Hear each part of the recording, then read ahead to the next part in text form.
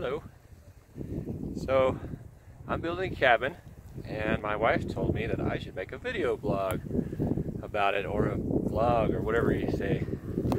Anyway, so about a year and a half ago, or 2 years ago, we bought this land, and let's see if I can show you the view here.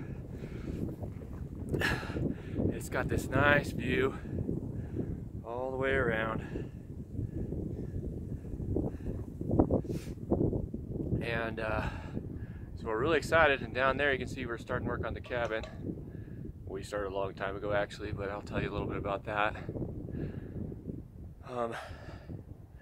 So my goal was that when we started this cabin,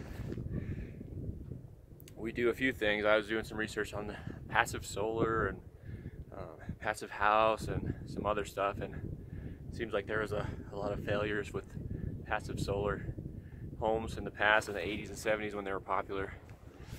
So I didn't want to go too crazy, so I came up with some ideas, and I'll tell you a little bit about it as we go here. But so far what we've done is a lot of digging, and we found out that there was solid rock pretty much 6 inches below the surface, so we had to rent an excavator for a little over a month to do most of the rest of the digging. So when we bought the property, it had a septic tank, and it had temporary power, and it has a well, and which is part of why we bought it. That and the nice views. Maybe I'll turn that way so you can see some of that better.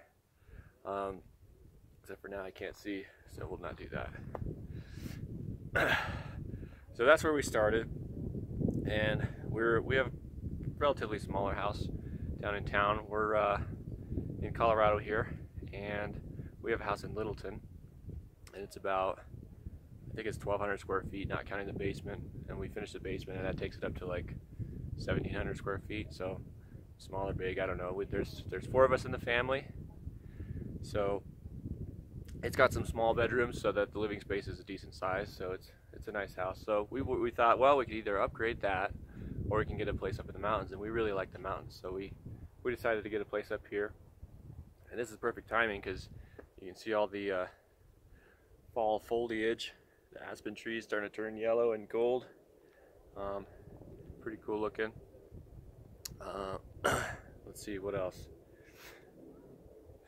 So yeah, so we rented the excavator and a breaker for the front of it to just break through the rock, and that was a lot of work. And I'll have to show you a little bit here. Let me work my way down.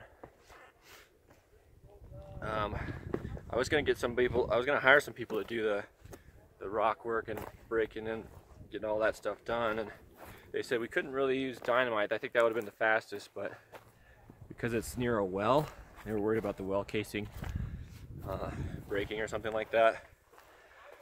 I never really did do an introduction. I'm Andy, and I'm a professional engineer by trade, and I work at a precast concrete company, so I do reinforced concrete stuff. So building a house and wood design and all that, timber design is not my forte, but I had to dive into it a little bit for this project. So let me show you a little bit about some of what we dug, because there's been a lot of work that's happened up till now that I want to show and talk about.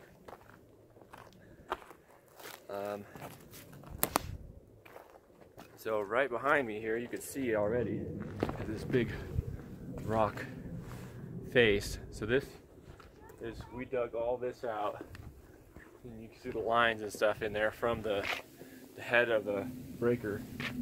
It went all the way up. It's about, I think on the high side there, it's almost 11 feet or something down to the bottom, and then dug it all the way out over to here, and you can see we've already got some slab in here, precast slab that I designed myself. Like I said, I do reinforced concrete design, so that's nice. I designed it myself and then had my work build it for me. No, it wasn't for free, not even close. It's gonna be very expensive. So I'm gonna do reinforced concrete floor, walls, and ceiling, and then backfill back behind there, so it'll be sort of somewhat recessed into the mountain there. So that was kind of exciting, even though it's pretty expensive. And then My original plan was for a 24 by 24 garage, and as we were coming out, I figured, you know, this is already really expensive. If I extend it 10 more feet farther, that's only a couple extra pieces of concrete, but a lot more space. And I really wanted the space for the workshop in the garage, and I kind of envisioned doing lots of work on the house in here. So underneath, I bought pea gravel and leveled it out super nice. You can't even see any of it now because there's some drainage and stuff around the sides. But pea gravel seemed to work really good because you can screed it, and it's a rock, so it doesn't really compress. So it's a good sub foundation type thing. So that's the plan for the garage. It's detached garage, and then over here in the actual, what we're calling the cabin, it's pretty much just going to be a house kind of thing. We had a trench out along here. This whole slope, the whole hillside, kind of sloped down from up there down to lower. So we wanted to follow that as much as we could. And so what I did is I started with a 3 foot tall long foundation wall here, and then in the center, you can't see too well, but behind this little ramp, it's a 3 foot tall also.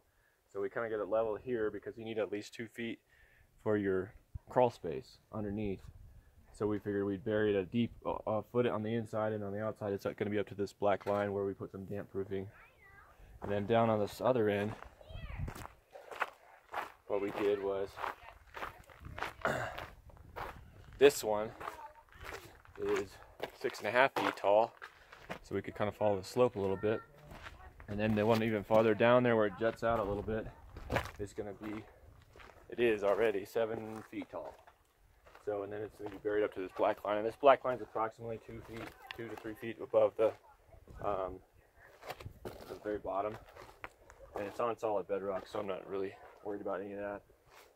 If you build on bedrock, you don't really have to worry about hardly anything. Frost, any of that kind of stuff. And then out here is, we have some holes, which, see if I can get you to see that. Down there's a hole, and then over here's another hole for the two like pillar type foundations that we're going to put in for the deck. And then you can kind of see right in this area where here's where the deck will be, and then you'll have a nice view from the deck out that way, which is very nice.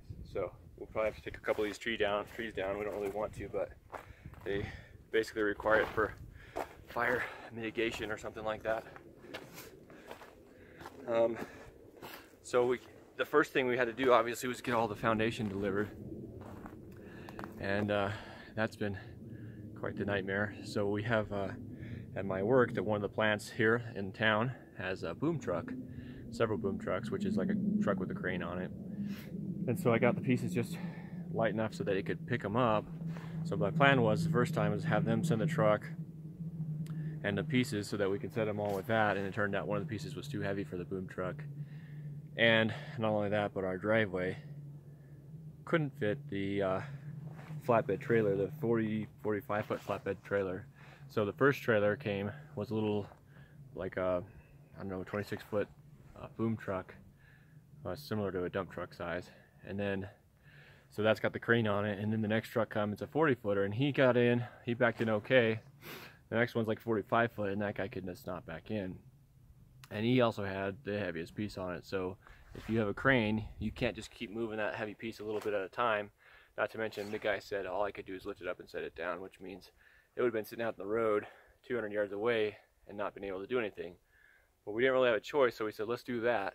And then when we did that, well, we didn't do that. We went to do that and found out that the slings they sent from my work were too short to lift it because it was an 8-point pick, special lifting, and we couldn't even pick it off the truck. So I had to send it back. So that was, and of course those guys charge about $100 an hour sitting here, driving, whatever they're doing. Those truck drivers charge that much. And then meanwhile, while this is happening, we're figuring this out. The next truck shows up, and it's 58 feet long. So there's no way it's going to be able to get in. So I told him, I found out beforehand. I called my work and said, hey, send him back. There's no way he's going to fit in here. we're not going to be able to do it. But he was already 10 minutes away, so they couldn't get a hold of him. There's not much signal up here. And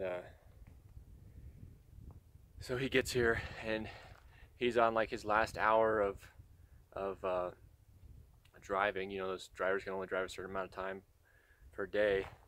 And he says, well, I gotta leave now. I got 5 minutes before I have to leave, or I'm over my hours. And apparently that's some big deal. I don't know. He said he started driving at 2 o'clock in the morning, and it must have been 5 in the afternoon or something, somewhere around there. So he had to drop he says, well, I need to drop the trailer. Where do you want me to drop it? I said, well, just take it back, because I can't do anything with it. We had 2 really long pieces, and there's no way we could have got it in. And he said, I can't. There's a curfew. So it was an over-width load. That one happened to be over-width load, which is this big piece up behind me. Let's see, there, that guy. There's 2 guys up there. They were both on that truck. One of them's a little over 10 feet wide, laying down on the truck. And so curfew said he couldn't drive back, and he had to leave right then anyway, so it's not like we could mess around and have him move to a different place or do anything. So he drops the trailer and takes off, and now we're sitting with this trailer here with the concrete and can't do anything with it because they're also too big and heavy for the boom truck. It's not like he could put them on his trailer and drive it in or something because they were too long. So that was a pretty horrible day of figuring that all out. A lot of charges from all the truck companies and my company, and no, I'm not getting any of this stuff for free.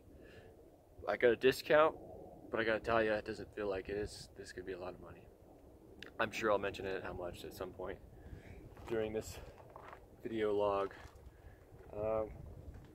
Well, anyway, that's a good intro for now. I'll go over some of the other stuff some other time, but needless to say, we did get it all set, and I ended up having to rent a big crane, and so we set this heavy piece, which is behind me to my left there, to your right, and we did set all the slab pieces for the garage with the big crane, and those big monsters up there, the wall pieces, and those took forever. So I just got the bill for the crane, and that's $250 an hour, and those 2 pieces up there must have took probably 4 or 5 hours themselves just to get them in. There you can see there's some angle brackets up there to hold it, that were used to hold it up, and we basically had to thread that top piece down onto the bottom one.